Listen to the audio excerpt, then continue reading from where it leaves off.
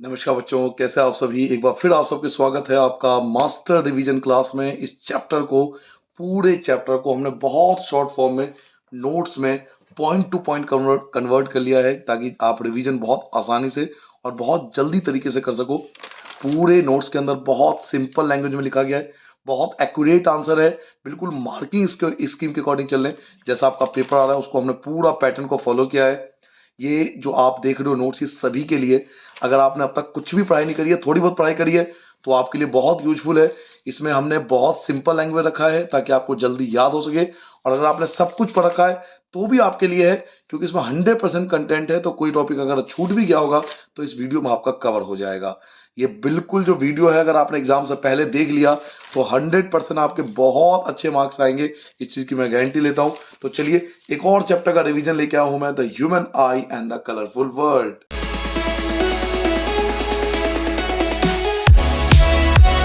पहला टॉपिक है आपका ह्यूमन आई। तो ह्यूमन आई होता क्या है? द सेंस ऑर्गन, ऐसा sense organ that help us to see the object, जो हमें मदद करता है ऑब्जेक्ट को देखने में। तो ये तो सबको पता है, नॉर्मल बात है। बट मेन चीज ये है, इसका डायमीटर, पूरे आई बॉल का जो डायमीटर होता है वो 2.3 सेंटीमीटर। ये जरूर याद कर लेना। और सबसे पहले इंपॉर्टेंट है डायग्राम और उसकी लेबलिंग। तो डायग्राम और लेबलिंग में आपको बता देता हूं। यहाँ पे मैंने आपको 10 लेबलिंग बताऊंगा। ये 10 के 10 लेबलिंग आपको पढ़ के जाना है। 1 2 मैं नंबरिंग डाल देता हूँ। सबसे पहले आपको कॉर्निया, ये कॉर्निया है। बिल्कुल लेबलिंग बहुत अच्छे से याद कर लेना। फिर इनके फंक्शन भी बताऊंगा। और सबके फंक्शन नहीं है हमारे सिलेबस में, केवल कुछ के फंक्शन दिए हुए हैं 10वीं क्लास में। तो जिन जिन के फंक्शन है उनके बारे में आपको एक एक करके जरूर बताऊंगा। सबसे पहले कॉर्निया का लेबलिंग देखिए। यहाँ पर कॉर्निया पाया जाता है। ये जो सबसे ऊपरी पार्ट, ये सब कॉर्निया है। उसके थोड़े देर बाद आता है थोड़ा अंदर जाके आइरिस, जो कॉर्निया के जस्ट पीछे है। कॉर्निया, कॉर्निया के पीछे आइरिस। उसके बाद बीच में, बिल्कुल बीचों बीच होता है प्यूपिल। उसके बाद ये देखिए प्यूपिल और कॉर्निया, इनके बीच में जो पूरा खाली जगह होता है, ये इसको एक्वासमर के नाम से जानते हैं। एक्वासमर बोलते हैं इसको। ये जो आप बीच का पार्ट देख रहे हो, ये वाला पार्ट जो ओवल शेप आप देख रहे हो, ये क्रिस्टलाइन लेंस है, जो कॉन्वेक्स लेंस होता है हमारी आंखों में। और इस लेंस के ऊपर और इस लेंस के नीचे इसको पकड़ बनाने के लिए होता है सिलरी मसल्स। सबसे पीछे रेटिना, जहां पे ऑब्जेक्ट का इमेज बनता है। ये जो आप पार्ट देख रहे हो इसको बोलते हैं ऑप्टिक नर्व, जो ब्रेन को मैसेज भेजता है। ये जो पूरा ब्लू पार्ट आप देख रहे हो पूरे ह्यूमन आई के अंदर, इसको विट्रस उमर के नाम से जानते हैं। और रेटिना और ऑप्टिक नर्व के बीच में होता है ब्लाइंड स्पॉट, इसको ब्लाइंड स्पॉट के नाम से जानते हैं। तो ये 10 के 10 लेबलिंग जो आप देख रहे हो, ये जरूर कर लेना अच्छे से दिमाग में बिठा लेना कि कौन सी चीज कहां पर है। अब आते हैं इनके फंक्शन के बारे में। तो बच्चों, हमारे सिलेबस में ना सबका फंक्शन नहीं है, लेकिन जिसका फंक्शन है वो जरूर बताऊंगा। जैसे कॉर्निया का फंक्शन है, it is the outer most transparent bar. क्या रखोगे? It is the outer most transparent bar. ये सबसे आउटर मोस्ट ट्रांसपेरेंट पार्ट होता है आंखों का। It provide most of the refraction of light. हमारी आंखों में रिफ्रैक्शन ऑफ लाइट करता कौन है? तो कॉर्निया करता है। और रे entering the I through cornea, हमारी आंखों में जो लाइट की रेज होती है ना, वो एंटर कहां से करती है? तो वो कॉर्निया से ही एंटर करती है। जैसे कि आप देख सकते हो कि मैंने आपसे प्रॉमिस क्या करा कि मैं बहुत सिंपल लैंग्वेज बताऊंगा और बिल्कुल टू द पॉइंट बात करूंगा ताकि आपके बहुत जल्दी याद हो सके। कॉर्निया के बारे में क्या बताया? ये आउटर मोस्ट ट्रांसपेरेंट पार्ट होता है। ये लाइट का रिफ्लेक्शन करते हैं हमारी आंखों में। और लाइट जो एंटर करती है हमारी आंखों से, वो कॉर्निया से ही एंटर करती है। उसके बाद आता है क्रिस्टलाइन लेंस। हमारी आंखों में कौन सा लेंस है? तो कॉन्वेक्स लेंस होता है। और इसका काम क्या होता है? तो ये लाइट को फोकस करता है। इट फोकस लाइट, लाइट को फोकस करता है। कहां पर? रेटिना पर फोकस करता है। इस पेज पर हमने क्या क्या जाना? हमने ह्यूमन आई के बारे में जाना, जिसका डायमीटर होता है 2.3 सेंटीमीटर। ह्यूमन आई का डायग्राम और लेवलिंग जरूर कर लेना। 10 के 10 लेवलिंग जो मैंने अभी आपको बताया था। कॉर्निया, ये आउटर मोस्ट ट्रांसपेरेंट पार्ट होता है आंखों का।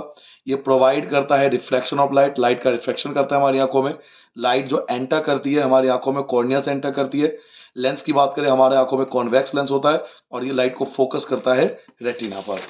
अगला पेज लेके आता हूं, iris. Iris just behind the cornea, cornea के जस्ट पीछे होता है ये डार्क मस्कुलर डायफ्राम होता है। ये इसका कलर थोड़ा डार्क होता है, इसे डार्क मस्कुलर डायफ्राम के नाम से इसको जाना जाता है। आइरिस करता क्या है? तो ये कंट्रोल करता है द साइज ऑफ प्यूपिल, प्यूपिल के साइज को कंट्रोल करता है। आइरिस का मेन काम है control the size of the प्यूपिल, प्यूपिल के साइज को कंट्रोल करना। प्यूपिल क्या होता है? तो प्यूपिल रेगुलेट करता है, कंट्रोल करता है the amount of light entering the eye, कि हमारे आंखों में जो लाइट एंटर कर रहा है ना, वो कितना ज्यादा एंटर करे, उसका अमाउंट ऑफ लाइट कितना होना चाहिए। ज्यादा लाइट एंटर कर गया तो भी नुकसानदेह, कम लाइट एंटर कर गया तो भी नुकसानदेह। तो प्यूपिल कंट्रोल करता है कि हमारी आंखों में कितना लाइट एंटर करना चाहिए। Retina, retina formation of image, हमारी आंखों में जो इमेज बनती है बच्चों, किसी चीज की जो इमेज बनती है वो रेटिना पर बनती है।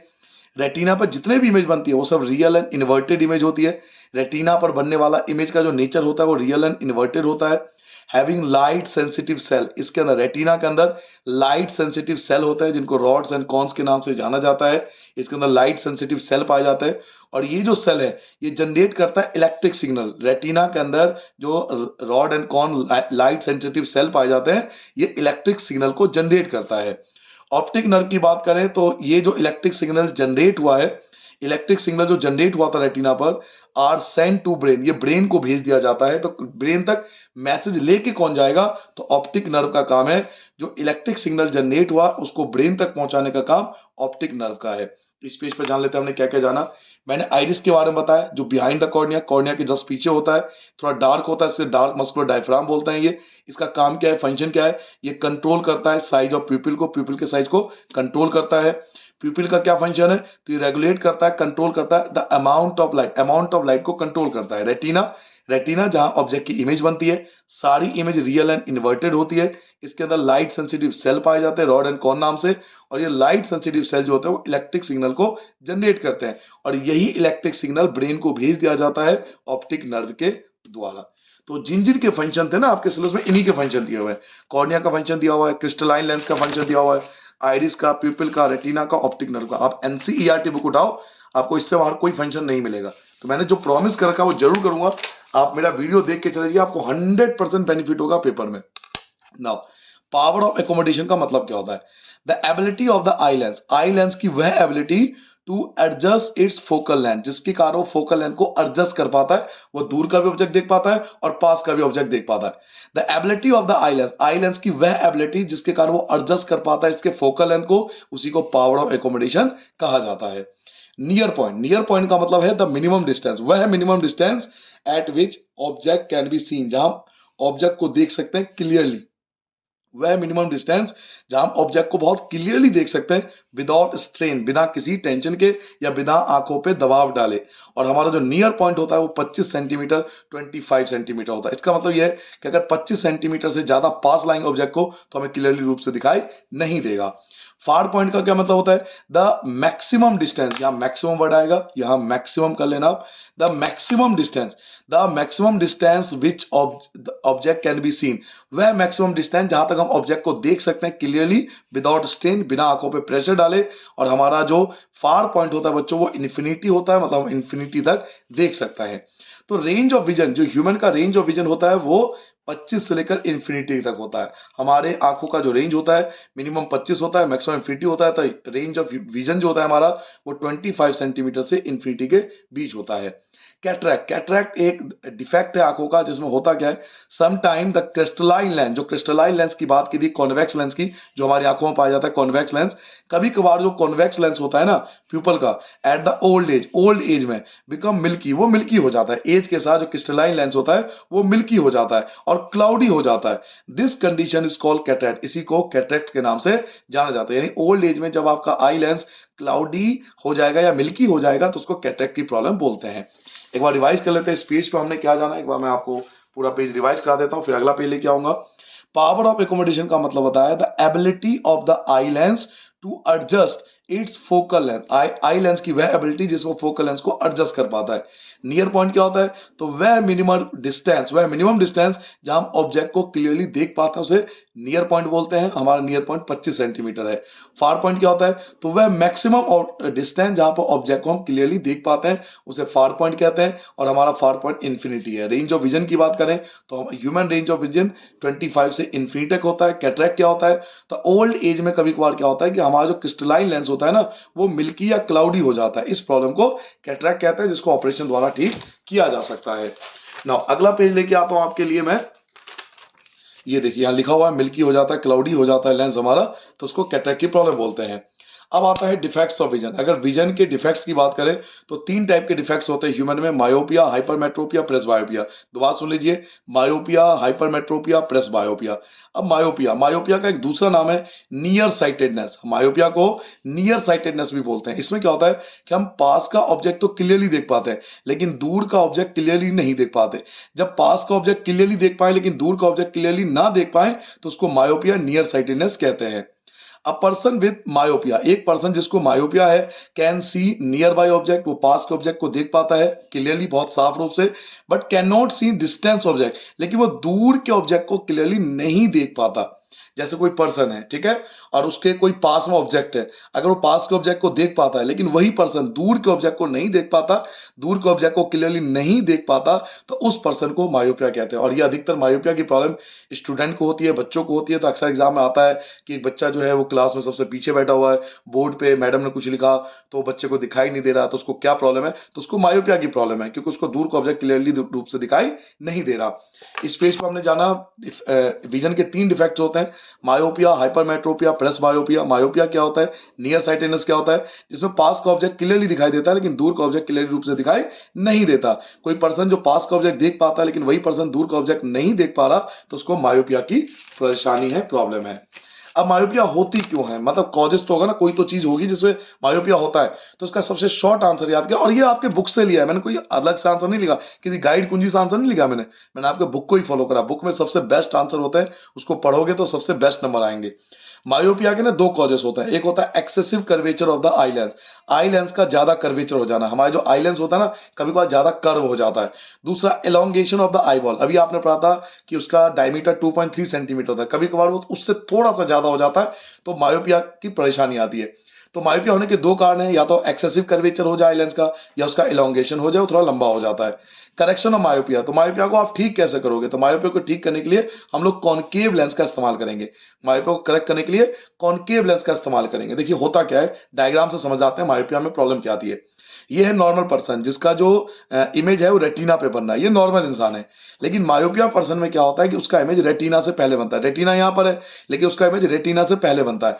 तो हमें उसकी आंखों पे कॉनकेव लेंस लगाना पड़ेगा। ये हमने कॉनकेव लेंस, ये जो आप देख रहे हो कॉनकेव लेंस लगा दिया, जो लाइट को डाइवर्ज करके दूर फेंक देगा और इसका करेक्शन हो जाएगा, इसका हम बना देंगे इमेज रेटिना पर। ठीक है, ये नॉर्मल इंसान है, ये जिसको मायोपिया है, और ये उसका करेक्शन है। इस पेज पर हमने क्या जाना कि मायोपिया होता क्यों है। मायोपिया 2 कारणों से होता है, एक तो एक्सेसिव कर्वेचर हो जाए हमारे आई लेंस का, दूसरा एलोंगेशन ऑफ आई बॉल। इसका करेक्शन कैसे करोगे, तो कॉनकेव लेंस का इस्तेमाल करके। डायग्राम से समझो, ये नॉर्मल पर्सन है जहां इमेज रेटिना पे बन रहा है, ये वो पर्सन है जिसको मायोपिया की दिक्कत है। मायोपिया में इमेज जो बनती है वो रेटिना से पहले बनती है, और ये भी कई बार एग्जाम में पूछ लेते हैं कि जिसको मायोपिया है उसमें इमेज कहाँ बनती है, तो रेटिना से पहले बनती है। और इसका जो हम करेक्शन करेंगे कॉनकेव लेंस से करेंगे, वापस लाइट को फेंक देंगे रेटिना के ऊपर। नाउ अगला पेज आपके लिए लेके आता हूं, हाइपरमेट्रोपिया। अगला है हाइपरमेट्रोपिया। आखिर ये हाइपरमेट्रोपिया क्या होता है। हाइपरमेट्रोपिया को फार साइटेडनेस के नाम से भी जानते हैं। इसमें उल्टा होता है, इसमें पास का ऑब्जेक्ट क्लियरली नहीं दिखाई देता, पास का ऑब्जेक्ट क्लियरली नहीं दिखाई देता, लेकिन दूर का ऑब्जेक्ट क्लियरली रूप से दिखाई देता है। Can see distance object, distance object को हम क्लियरली देख पाते हैं, but can not see nearby object, लेकिन पास के ऑब्जेक्ट को क्लियरली रूप से नहीं देख पाते। तो जब कोई पर्सन पास के ऑब्जेक्ट को क्लियरली नहीं देख पा रहा लेकिन दूर के ऑब्जेक्ट को क्लियर रूप से देख रहा है, तो दैट इज हाइपरमेट्रोपिया या फार साइटेडनेस। अब इसके कॉजेस क्या है, होता क्यों है, हाइपरमेट्रोपिया होने के रीजन क्या है। तो पहला रीजन है focal length of the lens is too long. जो फोकल लेंथ होता है वो ज्यादा बड़ा हो जाता है, लंबा हो जाता है। The eyeball has become too small, या आई बॉल छोटा हो जाता है। आई बॉल हमारा होता है 2.3 सेंटीमीटर, अगर वो थोड़ा सा भी छोटा हो गया तो हाइपरमेट्रोपिया की परेशानी आती है। तो फिर करेक्शन कैसे करोगे, हाइपरमेट्रोपिया अगर किसी को दिक्कत है तो उसका करेक्शन कैसे करोगे, तो उसका करेक्शन होगा कॉन्वेक्स लेंस से। कौन सा लेंस, कॉन्वेक्स लेंस से। जैसे देखिए ये है नॉर्मल पर्सन जिसमें इमेज बन रही है रेटिना पर, लेकिन इसमें क्या होता है, जिसको हाइपरमेट्रोपिया की परेशानी होती है ना, उसका इमेज रेटिना के बाद बनता है। जी हाँ, जिसको हाइपरमेट्रोपिया होगा उसका इमेज रेटिना के बाद बनेगा। तो हम उसकी आंखों पर क्या करेंगे, कॉन्वेक्स लेंस लगा देंगे, उसकी आंखों का आगे कॉन्वेक्स लेंस लगा देंगे ताकि वो वापस खींचकर रेटिना पर ला सके। तो ये करेक्शन हो गया, क्लियर हो गया। इस पेज पे हमने क्या जाना, इस पेज पे हमने जाना कि हाइपरमेट्रोपिया या प्रेसबायोपिया होता क्या है। एक ऐसा सिचुएशन जिसमें हम पास का ऑब्जेक्ट क्लियर रूप से नहीं देख पाते लेकिन दूर का ऑब्जेक्ट क्लियर रूप से देख पाते हैं। इसके कॉजेस क्या है, तो एक तो फोकल लेंथ जो होता है अगर वो लंबा हो जाता है, या आई बॉल जो है अगर वो छोटा हो जाए। करेक्शन कैसे करोगे हाइपरमेट्रोपिया का? तो कॉन्वेक्स लेंस का इस्तेमाल करेंगे। ये नॉर्मल पर्सन है जहां पे इमेज रेटिना पे बन रहा है, ये वो व्यक्ति है जिसको हाइपरमेट्रोपिया में इमेज जो बनती है रेटिना के बाद बनती है, और इसके लिए हमें कॉन्वेक्स लेंस लगाएंगे। कॉन्वेक्स लेंस लेकर रेटिना रेटिना पर वापस इमेज को बनवा देंगे। नाउ प्रेस बायोपिया क्या होती है? प्रेस बायोपिया का मतलब क्या होता है? The power of accommodation. देखिए, पावर ऑफ एकोमोडेशन हमने क्या देखा था कि हम पास का ऑब्जेक्ट भी देख सकते हैं, दूर का ऑब्जेक्ट भी देख सकते हैं, लेकिन पावर ऑफ एकोमोडेशन क्या होगा? डिक्रीज हो जाएगा जैसे जैसे आपकी एज बढ़ेगी। The power of accommodation of the I decrease with ageing. जैसे जैसे एज बढ़ता जाएगा ना, तो पावर ऑफ एकोमोडेशन डिक्रीज हो जाएगा। इसी को इस कंडीशन को ही प्रेस बायोपिया नाम दिया जाता है। देखिए, जब पावर ऑफ एकोमोडेशन डिक्रीज हो जाएगा, यानी आप दूर के ऑब्जेक्ट या पास के ऑब्जेक्ट को एकदम से नहीं देख पाते हो, तो वो प्रेस बायोपिया की वजह से होती है। प्रेस बायोपिया का रीजन क्या है? मतलब कोई तो रीजन होगा जिसकी वजह से प्रेस बायोपिया होता हो। तो इसके भी दो रीजन है। पहला, नियर पॉइंट, जो नियर पॉइंट 25 सेंटीमीटर है ना, वो ग्रेजुअली रिसीड अवे, वो दूर हट जाता है, वो ज्यादा दूर हो जाता है, यानी 25 सेंटीमीटर से ज्यादा हो जाता है। अगर आपका नियर पॉइंट यानी 25 सेंटीमीटर दूर हो गया तो उससे प्रेस बायोपिया होती है। दूसरा, वीकनिंग ऑफ सिल्ली मसल्स, आपके सिल्ली मसल्स अगर कमजोर हो गए एज के साथ, तो वहां भी प्रेस बायोपिया की परेशानी आती है। बाइफोकल लेंथ क्या होता है? कभी कभार क्या होता है कि किसी पर्सन को ना मायोपिया की भी दिक्कत है और हाइपरमेट्रोपिया की भी दिक्कत है। सम टाइम अ पर्सन में सफर फ्रॉम बोथ, कभी कभार किसी पर्सन को दोनों परेशानी आ जाती है, मायोपिया की भी परेशानी आती है, हाइपरमेट्रोपिया की परेशानी आ गई। तो जब कोई पर्सन मायोपिया और हाइपरमेट्रोपिया दोनों की परेशानी से झेलता है, इन दिस केस, इस केस में we required a bifocal length. अब हमें बाइफोकल लेंथ चाहिए, एक ऐसा लेंस चाहिए जिसमें नीचे तो लगा हो आपका कॉन्वेव लेंस और ऊपर लगा हो कॉन्वेक्स लेंस। एक बार ये चेक कर लेना, हो सकता है उल्टा भी लिख दो, एक बार बुक में देख लेना, ठीक है। तो इसमें दोनों लेंस की जरूरत पड़ती है, कॉन्केव लेंस और कॉन्वेक्स लेंस की। दोबारा देख लिया, स्पीच पर हमने क्या जाना, मैंने आपको प्रेस बायोपिया बताया। प्रेस बायोपिया में क्या होता है कि पावर ऑफ एकोमोडेशन जो होगा डिक्रीज हो जाएगा। पावर ऑफ एकोमोडेशन डिक्रीज हो जाएगा एज बढ़ने के साथ साथ। जैसे जैसे एज बढ़ेगी पावर ऑफ एकोमोडेशन डिक्रीज होता जाएगा। इस सिचुएशन को प्रेस बायोपिया कहते हैं। इसका कॉजेस क्या है? अगर आपका नियर पॉइंट दूर हो जाए, नियर पॉइंट दूर हो जाए पहला रीजन, और सिल्ली मसल जो है वो कमजोर हो जाए, तो दो रीजन है जिसकी वजह से प्रेस बायोपिया होता है। अब बाइफोकल लेंस क्या होता है? तो कभी कभार किसी पर्सन को ना मायोपिया की भी दिक्कत होती है, हाइपरमेट्रोपिया की, दोनों की परेशानी आती है। तो उस केस में हमें बाइफोकल लेंस चाहिए, एक ऐसा लेंस चाहिए जिसमें कॉनकेव लेंस भी हो और कॉन्वेक्स लेंस भी हो। मुझे लग रहा है ये उल्टा लिखा हुआ है, आप एक बार चेक कर लेना, क्योंकि बच्चे की कॉपी है जो मैं ऑफलाइन बैच में कराता हूँ, तो मिस्टेक हो सकती है। मुझे मेरे अकॉर्डिंग ये कॉनकेव होता है और नीचे कॉन्वेक्स होता है, फिर भी आप एक बार एनसीईआरटी बुक में देख लेना, ठीक है। चलिए आगे बढ़ते हैं, अगला पेज लेके आता हूं मैं। नेक्स्ट पेज पे आता है आपका कलरफुल वर्ल्ड। अब हम पढ़ेंगे कलरफुल वर्ल्ड के बारे में। तो एक बार कलरफुल वर्ल्ड के बारे में जान लेते हैं। इसमें पहला टॉपिक जो स्टार्टिंग होती है प्रिज्म से। प्रिज्म क्या होता है? प्रिज्म के अंदर टू ट्रायंगुलर बेस होता है। ये बहुत ज्यादा एमसीक्यू में आता है। प्रिज्म में टू ट्रायंगुलर बेस होता है और 3 रेक्टेंगुलर सरफेस होता है। मैं फिर से बोल रहा हूँ, ये चीज जरूर पढ़ के जाना। एक प्रिज्म जो कि कांच का बना होता है, ग्लास का बना होता है, ट्रांसपेरेंट होता है, इसमें 2 ट्रायंगुलर बेस होते हैं और 3 रेक्टेंगुलर सरफेस होता है, उससे प्रिज्म बनता है। प्रिज्म एंगल क्या होता है? तो दो सरफेस के बीच का एंगल, इसे बोलते हैं प्रिज्म एंगल। इसको भी बोलते हैं प्रिज्म एंगल, इसको भी बोलते हैं प्रिज्म एंगल। तो दो सरफेस के बीच जो एंगल बनता है उसे प्रिज्म एंगल बनता है। Angle between two rectangular surface, दो रेक्टेंगुलर सरफेस के बीच का जो एंगल होता है उसको एंगल प्रिज्म या प्रिज्म एंगल के नाम से जाना जाता है। Reflection of light through prism. Prism से लाइट का रिफ्लेक्शन कैसे होता है? एक प्रिज्म लाइट का रिफ्लेक्शन कैसे करता है? तो देखिए, लाइट को जाना चाहिए था सीधा, जाना चाहिए ना, लाइट सीधा जाता है, स्ट्रेट पाथ ट्रैवल करता है, लेकिन जैसे वो प्रिज्म के पास जाएगा तो ये नॉर्मल लाइन है, वो नॉर्मल के पास आ जाएगा, नॉर्मल की तरफ बेंड हो जाएगा। इसे बोलते हैं इंसिडेंट रे। क्या बोलते हैं इसको? Incident ray. अब जाना तो सीधा चाहिए लेकिन नॉर्मल के पास आ जाएगा, क्योंकि रेडर मीडियम है डेंसर मीडियम, आपने पढ़ा था चैप्टर 10 में। इसे बोलते हैं रिफ्लेक्टेड रे। और जब बाहर जाएगा तो भी नीचे की तरफ जाएगा, तो इसे बोलते हैं इमरजेंट रे। तो पहले तो 3 लाइन याद कीजिए, incident ray, reflected ray, emergent ray, incident ray, reflected ray, emergent ray. अब ये जो इंसिडेंट रे है और ये इमरजेंट रे है, इन दोनों की इमेजिनरी लाइन आपस में टकराती है। इंसिडेंट रे की और इमरजेंट रे की, जो दोनों की एक इमेजिनरी लाइन है, वो दोनों टकराती है। तो इंसिडेंट रे और इमरजेंट रे जहां आपस में टकराता है वहां एक एंगल बनता है, उस एंगल को एंगल ऑफ डेविएशन के नाम से जाना जाता है। तो एक बार जल्दी समझ लेते हैं शॉर्ट में, incident ray, reflected ray, emergent ray. याद हो गया? Incident ray, reflected ray, emergent ray. अब इंसिडेंट रे और इमरजेंट रे जहां आपस में टकराएंगे वहां जो एंगल बनेगा उस एंगल को एंगल ऑफ डेविएशन के नाम से जाना जाता है। इस वाले एंगल को, ये जो आप यहां देख रहे हो, इसे बोलते हैं एंगल ऑफ इंसिडेंट। क्या बोलते हैं? एंगल ऑफ इंसिडेंट, ये वाली जो लाइन देख रहे हो इसे बोलते हैं angle of refraction, angle of refraction, और इसे बोलते हैं angle of emergence, angle of emergence, याद रखना ये सब बातें। Angle of incidence, angle of refraction, angle of emergence, कौन सा एंगल कहां पे होता है, ये सब चीजें बहुत ज्यादा आजकल आता है। रिवाइज कर लेते हैं एक बार। प्रिज्म क्या होता है? एक ऐसा ग्लास का कांच का टुकड़ा होता है जिसमें 2 ट्रायंगुलर बेस होते हैं और 3 रेक्टेंगुलर सरफेस होता है। प्रिज्म एंगल क्या होता है? तो दो रेक्टेंगुलर सरफेस के बीच जो एंगल बनता है उसे प्रिज्म एंगल बोलते हैं। अब रिफ्रैक्शन ऑफ लाइट कैसे होती है प्रिज्म के द्वारा? तो इसे बोलते हैं इंसिडेंट रे, इसे बोलते हैं रिफ्रैक्टेड रे, इसे बोलते हैं इमर्जेंट रे। इंसिडेंट रे और इमर्जेंट रे जहां टकराता है वहां बनता है एंगल ऑफ डेविएशन, इसे बोलते हैं एंगल ऑफ इंसिडेंट, इसे बोलते हैं एंगल ऑफ रिफ्रैक्शन, इसे बोलते हैं एंगल ऑफ इमर्जेंस। एंगल जरूर याद कर लेना। ना अगला पे लेके आता, ये सब मैंने आपको बताया। इंसिडेंट रे बता दिया, रिफ्रैक्टेड रे बता दिया, इमर्जेंट रे बता दिया, angle of deviation, angle of incident, angle of refraction, angle of deviation, ये सब मैं आपको बता चुका हूँ पीछे, ऑलरेडी बता दिया कि कौन सी चीज कहाँ पे होती है। ना एंगल ऑफ डेविएशन क्या होता है? तभी तो पता है एंगल ऑफ डेविएशन क्या होता है। जो इंसिडेंट रे है, ये इंसिडेंट रे है और ये इमर्जेंट रे है, दोनों की इमेजिनरी लाइन जहां टकराती है वहां जो एंगल बनता है उसे एंगल ऑफ डेविएशन के नाम से जाना जाता है। तो angle between incident ray and emergent रे, इंसिडेंट रे और इमर्जेंट रे के बीच जो एंगल बनता है उसको एंगल ऑफ डेविएशन कहते हैं, जिसे एंगल डी से रिप्रेजेंट किया जाता है। नाउ डिस्पर्शन ऑफ लाइट क्या होती है? The splitting of light into 7 colour. हम सबको पता है जब लाइट प्रिज्म से गुजरता है तो 7 अलग अलग कलर में स्प्लिट हो जाता है। The splitting of light into 7 colour, light का 7 कलर में स्प्लिट हो जाना बाय प्रिज्म, प्रिज्म के द्वारा, is called dispersion of light. Clear हो गया डिस्पर्सन ऑफ लाइट क्या होती है? जब लाइट प्रिज्म से पास होती है तो 7 कलर में स्प्लिट हो जाती है, इसी को साइंस में डिस्पर्सन ऑफ लाइट के नाम से जानते हैं। और कलर हम सबको याद है, विवग्योर, violet, indigo, blue, green, yellow, orange, red. लेकिन इसमें ना आपको ये चीज याद रखनी पड़ेगी कि कौन सा कलर कहां पर है।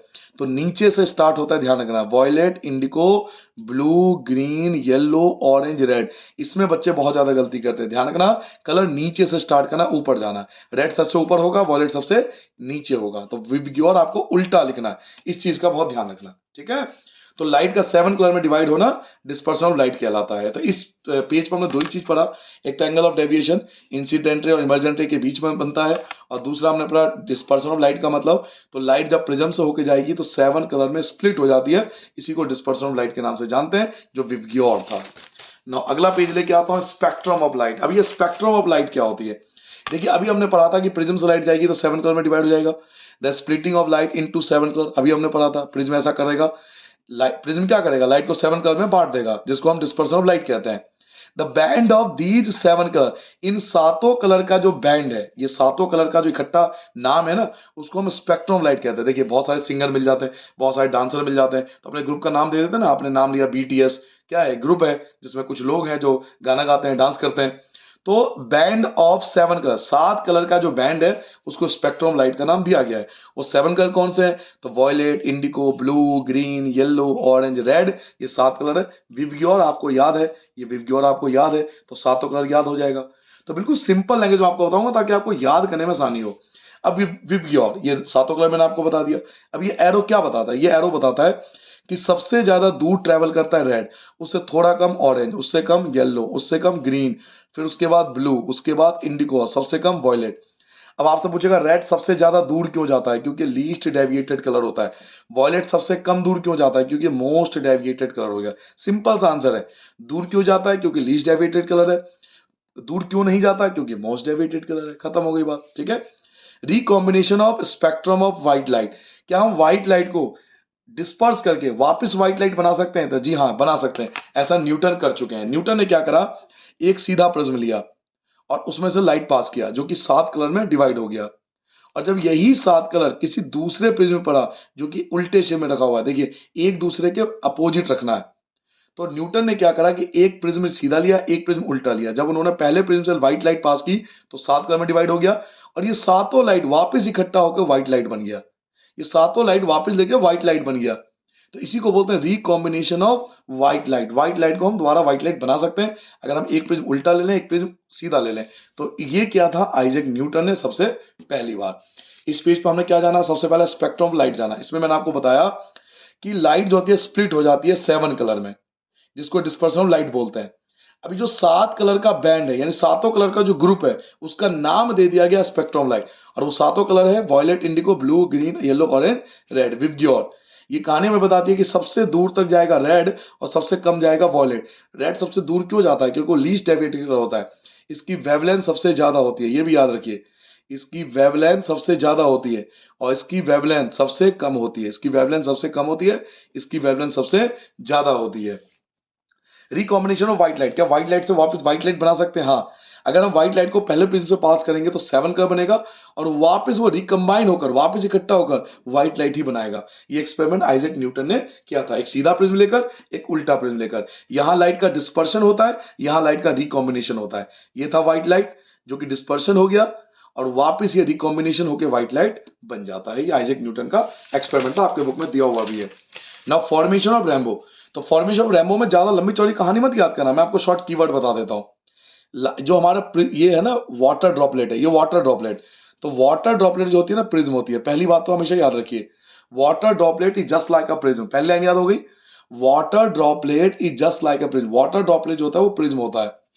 तो लाइट जब प्रिज्म में एंटर करता है तो पहले होता है रिफ्रैक्शन, ये पहला स्टेप होता है। सबसे पहले रिफ्रैक्शन होता है और यहां से डिस्पर्शन होना शुरू होता है। डिस्पर्शन, ये लाइट का डिस्पर्शन हो रहा है। तो दूसरा स्टेप होता है डिस्पर्शन। फिर यहां पर आकर वो टकराता है, इसे बोलता है इंटरनल रिफ्लेक्शन। इंटरनल रिफ्लेक्शन, और टकरा के वापस आते हैं। सारे जो सातों लाइट गए थे ये टकरा के वापस आ गए। पहले 7 लाइट गए और फिर टकरा के वापस आ गए, तो इसे बोलते हैं इंटरनल रिफ्लेक्शन। और यहां पे आने के बाद दोबारा रिफ्लेक्शन होगा। तो रैम्बो की फॉर्मेशन में 4 स्टेप होता है। पहला होता है रिफ्लेक्शन, फिर होता है डिस्पर्शन, फिर होता है इंटरनल रिफ्लेक्शन, फिर होता है रिफ्लेक्शन। और जब लाइट बाहर निकलती है तो 7 कलर का स्पेक्ट्रम तैयार होता है। तो देखने वाले की आंखों में एक कलर नहीं 7 कलर एंटर करेगा। देखने वाले की आंखों में 7 कलर एंटर करेगा। इसी को फॉर्मेशन ऑफ रेनबो में आपको लिखना है। अगर आप नहीं लिख पाओ ना तो आप ये डायग्राम भी बना दोगे तो भी आपको पूरे नंबर मिलेंगे, बिलीव मानिए, क्योंकि मेन कीवर्ड यही है कि लाइट जब एंटर करता है तो रिफ्लेक्शन होता है, फिर डिस्पर्शन होता है, फिर इंटरनल रिफ्लेक्शन होता है, फिर वापस रिफ्लेक्शन होता है, बाहर निकलते हुए 7 कलर में डिवाइड हो जाता है, देखने वाले को 7 कलर दिखाई देते हैं। इसी को फॉर्मेशन ऑफ रेनबो बोलते हैं। वाटर ड्रॉपलेट प्रिज्म होती है, पहले आपको बता दिया कि वाटर ड्रॉपलेट प्रिज्म की तरह काम करता है। नाउ एटमॉस्फेयर रिफ्लेक्शन क्या होता है? देखिए ये हमारा अर्थ है, ये हमारा एटमॉस्फेयर है। तो लाइट जब एंटर करता है तो सीधा नहीं जाता, एटमॉस्फेयर उसे बेंड कर देता है, नॉर्मल की तरफ झुका देता है। तो एटमॉस्फेयर ने लाइट का रिफ्लेक्शन कर दिया, एटमॉस्फेयर ने लाइट का रिफ्लेक्शन कर दिया, इसी को एटमॉस्फेरिक रिफ्लेक्शन कहते हैं। Reflection of light by earth atmosphere, earth का एटमॉस्फेयर लाइट को रिफ्लेक्शन कर देता है, उसी को एटमॉस्फेरिक रिफ्लेक्शन कहते हैं। जब हमारा एटमॉस्फेयर लाइट को रिफ्लेक्शन कर देता है यानी नॉर्मल की तरफ बेंड कर देता है तो इसको एटमॉस्फेरिक रिफ्लेक्शन के नाम से जाना जाता है। अगला पेज लेके आता हूं मैं कि इस एटमॉस्फेरिक रिफ्लेक्शन का इफेक्ट क्या होता है, मतलब ऐसे कौन कौन से इंसिडेंट होते हैं एटमॉस्फेरिक रिफ्लेक्शन की वजह से। तो पहला, ट्विंकलिंग ऑफ स्टार, तारे क्यों टिमटिमाते हैं? एटमॉस्फेयर रिफ्लेक्शन की वजह से। फार पोजीशन ऑफ स्टार, स्टार अपने एक्चुअल पोजीशन दूर क्यों दिखाई देते हैं? एटमॉस्फेयर रिफ्लेक्शन की वजह से। एडवांस सनराइज, सूरज आपको 2 मिनट पहले और सनसेट 2 मिनट बाद तक आपको दिखाई देगा। डिले सनसेट 2 मिनट पहले 2 मिनट बाद तक क्यों दिखाई दे रहा है? Atmosphere reflection. अब मेरी बात समझिए, अगर आपके पेपर में केवल एक नंबर में आए इनमें से कुछ भी कि ट्विंकलिंग ऑफ स्टार क्यों होता है, फार पोजीशन ऑफ स्टार हमसे दूर क्यों नजर आते हैं, एडवांस सनराइज क्यों होता है, डिले सनसेट क्यों होता है, अगर इनमें से कोई एक क्वेश्चन 1 मार्क्स में आए, एमसीक्यू वगैरह में आए, तो आपको केवल ये लिखना होता है ड्यू टू एटमॉस्फेयर रिफ्लेक्शन, बस इसी बात के नंबर है, ड्यू टू एटमॉस्फेयर रिफ्लेक्शन। लेकिन अगर एक से ज्यादा नंबर में आए तो फिर आपको एक्सप्लेन करना पड़ेगा। जैसे ट्विंकलिंग ऑफ स्टार, तारे क्यों टिमटिमाते हैं, तो एक नंबर तो इससे मिल जाएगा ड्यू टू एटमॉस्फेयर रिफ्लेक्शन, सबसे पहले यही लिख देना ड्यू टू एटमॉस्फेयर रिफ्लेक्शन। बाकी डायग्राम आप देखिए, लाइट जब एंटर करती है हमारे एटमॉस्फेयर में, जब लाइट हमारे एटमॉस्फेयर में एंटर करती है तो हमारा एटमॉस्फेयर बहुत थिक है। अब ये एटमॉस्फेयर जरूरी नहीं कि हमेशा थिक हो, कभी कभार थिन भी हो सकता है। तो एटमॉस्फेयर कहीं पे थिक है और कहीं पे थिन है, तो जहां कहीं पे थिक और कहीं थिन है तो लाइट का रिफ्लेक्शन कभी ज्यादा होगा कभी कम होगा। जब लाइट का रिफ्लेक्शन ज्यादा होगा ना तो हम तक कम लाइट आएगी, और जब लाइट का रिफ्लेक्शन कम होगा तो हम तक ज्यादा लाइट आएगी। इसलिए हमें तारे टिमटिमाते हुए नजर आते हैं, क्योंकि ज्यादा लाइट एंटर करेगी आंखों में तो ज्यादा दिखाई देगा, जब कम लाइट एंटर करेगी तो कम दिखाई देगा। तो कम ज्यादा कम ज्यादा कम ज्यादा ये चलता रहता है, उसी को ट्विंकलिंग इफेक्ट बोलते हैं। तो अगर ये ट्विंकलिंग ऑफ इफेक्ट 2 या 3 नंबर में आता है तो ये बताना पड़ता है। पहले तो सबसे पहले ये लिख देना कि ट्विंकलिंग ऑफ स्टार होता क्यों है, तो ड्यू टू एटमॉस्फेयर रिफ्लेक्शन, सबसे बेस्ट आंसर। फिर एक्सप्लेन करना कि लाइट जब हमारे एटमॉस्फेयर में एंटर करती है ना तो हमारा एटमॉस्फेयर कहीं पे थिक है कहीं पे थिन है, तो लाइट का रिफ्लेक्शन कभी ज्यादा होगा कभी कम होगा। जब रिफ्लेक्शन ज्यादा होगा तो हमें कम दिखाई देगा, जब रिफ्लेक्शन कम होगा तो हमें ज्यादा दिखाई देगा। यही यही आपका ट्विंकलिंग इफेक्ट कहलाता है। फार पोजीशन ऑफ स्टार, अब स्टार दूर नजर क्यों आते हैं, तो पहला पॉइंट तो यही लिख देना, ड्यू टू एटमॉस्फेयर रिफ्रैक्शन। देखिए पहला पॉइंट तो यही लिख देना, ड्यू टू एटमॉस्फेयर रिफ्रैक्शन। अब फार पोजीशन क्यों होती है, देखिए ये मैं आपको समझाता हूँ, ये अर्थ है और इसके ऊपर आप रह रहे हो, ठीक है, ये आपका एटमॉस्फेयर है। अब मान लीजिए स्टार यहाँ पर है, तो लाइट जब उसकी एंटर करेगी, जैसे लाइट एंटर करिए, ये लाइट एटमॉस्फेयर टकराएगा और नॉर्मल से बेंड होकर यहां पहुंच जाएगा। तो आपको स्टार यहां नहीं दिखाई देगा, आपको स्टार नॉर्मल की सीध में, जहां से लाइट आई है ना, इसे बोलते हैं state to normal, state to normal. अब आप स्टार आपको यहां दिखाई देगा, तो स्टार अपनी एक्चुअल पोजीशन से ऊपर दिखाई दे रहा है ड्यू टू एटमॉस्फेयर रिफ्लेक्शन। क्योंकि स्टार की लाइट जब हमारे एटमॉस्फेयर में एंटर करती है ना, तो एटमॉस्फेयर उसको नॉर्मल की तरफ बेंड कर देता है, तो देखने वाले को नॉर्मल के सीध में स्टार दिखता है, यहां दिखता है, तो अपनी एक्चुअल पोजीशन से ऊपर दिखाई देता है due to atmospheric reflection. Now advance sunrise और डिले सनसेट क्या होता है, एडवांस सनराइज डिले सनसेट, देखिए हमें सूरज 2 मिनट पहले, 2 मिनट पहले और 2 मिनट बाद तक दिखाई देता है, ऐसा क्यों, तो मैं आपको उसका ना रीजन बताता हूं। देखिए ये आप यहां समझ लीजिए, यहां समझा देता हूं, ये अर्थ है और इसके ऊपर हम रहते हैं, ये बोलते हैं हॉरिजॉन्टल लाइन। हॉरिजॉन्टल लाइन का मतलब है कि इसके नीचे की चीज हमें दिखाई नहीं देती, हम इसके ऊपर की चीज सारा देख सकते हैं, बट नीचे की चीज नहीं देख पाते। ये हमारा एटमॉस्फेयर है, ये आपका हॉरिजॉन्टल लाइन है। अब मान लीजिए ये सनराइज हो रहा है, अभी सन यहां पर है, सनराइज हो रहा है, लेकिन उसकी लाइट तो हर जगह फैल रही है ना, ये बात समझो ना, लाइट तो हर जगह फैल रही है, लाइट थोड़ी बंद हो रही है उसकी। अभी वो हॉरिजॉन के नीचे, हमें दिखना नहीं चाहिए, लेकिन जैसे ही उसकी लाइट एटमॉस्फेयर से एंटर करेगी, टकराएगी ना, तो वो नॉर्मल की तरफ बेंड हो जाएगी, तो देखने वाले को सन यहां नहीं दिखाई देगा, देखने वाले को यहां दिखाई देगा सन, नॉर्मल की सीध में। समझ में आ गया, यही चीज सनसेट के टाइम होता है। अब मान लीजिए सनसेट हो गया, सूरज यहां पे आ चुका है, हॉरिजॉन के नीचे आ चुका है, तो हमें दिखना नहीं चाहिए, लेकिन इसकी लाइट तो अभी भी टकरा रही है, लाइट तो अभी भी एंटर कर रही है, तो जैसे ही इसकी लाइट एटमॉस्फेयर से टकराएगी, तो नॉर्मल की तरफ बेंड हो जाएगा, और देखने वाले को सन यहां नहीं है, उसके सीध में यहां दिखाई देगा। तो इसलिए 2 मिनट पहले और 2 मिनट बाद तक दिखाई देता है ड्यू टू एटमॉस्फेयर रिफ्लेक्शन। यही चीज यहां पर समझाने का प्रयास किया गया है। ना स्कैटरिंग ऑफ लाइट क्या होता है, स्कैटरिंग ऑफ लाइट का पहले मीनिंग समझिए। Spreading of light by colloid particle, colloid particle क्या करता है, लाइट को स्प्लिट कर देता है, लाइट के पाथ को ना बांट देता है। जब लाइट कोलाइड से गुजरता है ना, तब उसका पाथ दिखाई देता है, उसका मार्ग दिखाई देता है। Spreading of light by colloid particle, colloid particle light को ना अलग अलग डायरेक्शन में बांट देता है, इसको हम स्कैटरिंग ऑफ लाइट बोलते हैं।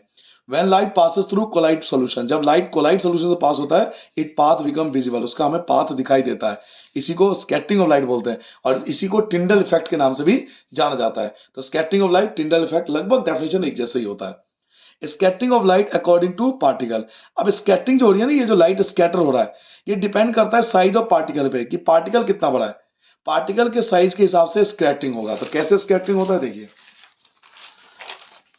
आइए, पार्टिकल्स आर वेरी स्मॉल, अगर पार्टिकल बहुत छोटे हैं, अगर पार्टिकल बहुत छोटे हैं, तो इट स्कैटर ब्लू कलर, तो केवल ब्लू कलर स्कैटर होता है। पहले ये चीज याद कर लीजिए कि ये कोलाइड है, पहले इस चीज को समझ लो कि ये कोलाइड है, इसके अंदर कोलाइड है, ये कोलाइड है, लाइट जब इसमें से पास होगा ना, तो स्कैटर हो जाएगा, फैल जाएगा।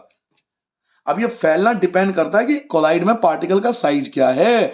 अगर पार्टिकल कोलाइड के अंदर पार्टिकल का साइज बहुत छोटा है, वेरी स्मॉल है, तो स्कैटर होगा ब्लू कलर, ब्लू कलर फैलेगा हर जगह, आपको पानी भी ब्लू, ये कोलाइड पार्टिकल की फैलने की वजह से ब्लू दिखाई देगा।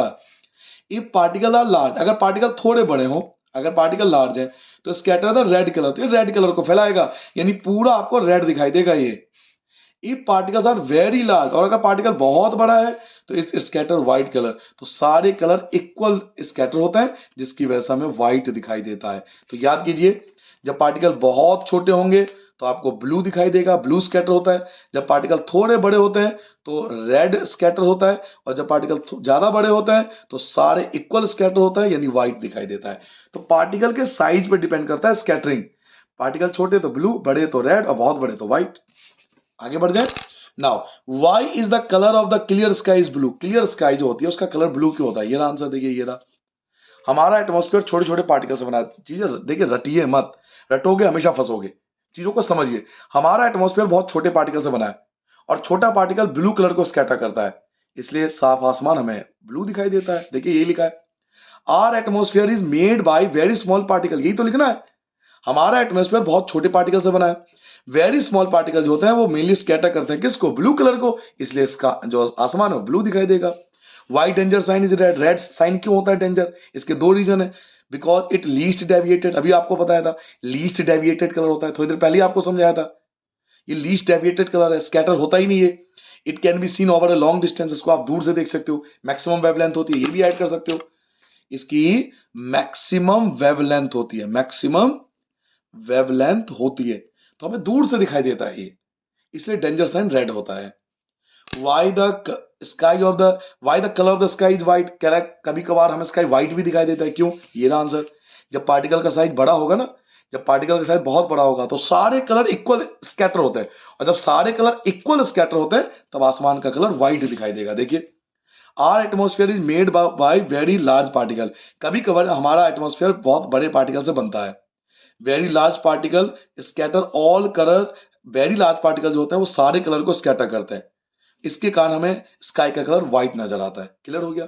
घुमा फिरा के कुछ भी पूछे आप इसको याद रखिए ना, तो कभी कंफ्यूज नहीं होंगे। इस पेज पर हमने क्या जाना, मैंने आपको बताया अगर बहुत वेरी स्मॉल पार्टिकल है तो ब्लू कलर स्कैटर होगा, अगर लार्ज पार्टिकल है तो रेड कलर स्कैटर होगा, और वेरी लार्ज पार्टिकल है तो सारे इक्वल स्कैटर होंगे, व्हाइट दिखाई देगा।